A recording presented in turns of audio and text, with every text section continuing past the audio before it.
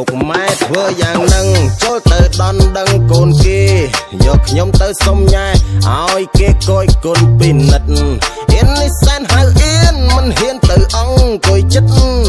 ម៉ែក្មេកពិនិត្យជំរិតដេញដល់សួរថាមើលមុខមើលដៃជើងឲ្យក្រកឈរឡើងបងវិលសួរថាស្លូតឬខលតើបានរៀនសូត្រដល់ណាឲ្យឆ្លើយថាម៉េចដេញដល់ដូចឡើងសាលាឲ្យឯងវាចាគេចាំលោបស្ដាំសំនៀង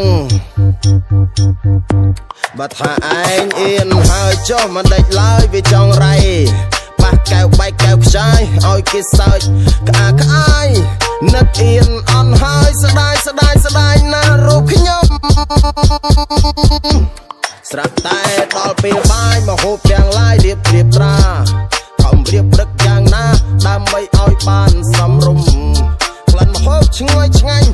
រវល់តែធ្វើរុំទុំឃ្លានណាស់អីតែរូបខ្ញុំមិនហ៊ានលូកលាន់នឹងគេ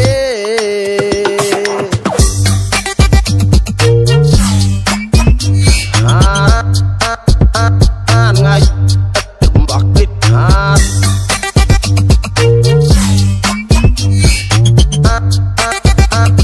ថ្ងៃ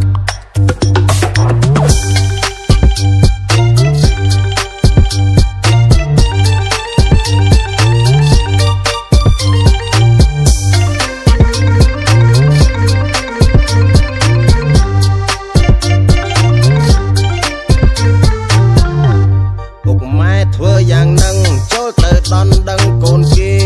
យកខ្ញុំទៅសុំញ៉ែឲ្យគេគយគុណពិនិត្យអៀននេះសែនហៅអៀនមិនហ៊ានទៅអង្គុយចិត្តម៉ែក្មេកពិនិត្យជំរិតដេញដល់សួរថាមើលមុខមើលដៃជើងឲ្យក្រកឈរឡើងបងវិលសួរថាស្លូតឬខលតើបានរៀនសូត្រដល់ណាឲ្យឆ្លើយថាម៉េច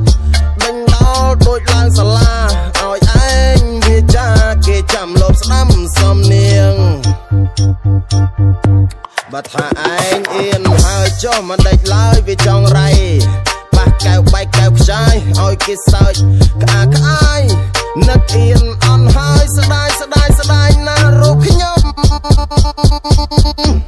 ស្រាប់តែដល់ពេលបាយមកហូបទាំងឡាយរៀបត្រាខំរៀបព្រឹកយ៉ាងណាដើម្បីឲ្យបានសំរុំក្លិនម្ហូបឈ្ងុយឆ្ងាញ់រវល់តែធ្វើរុំទុំ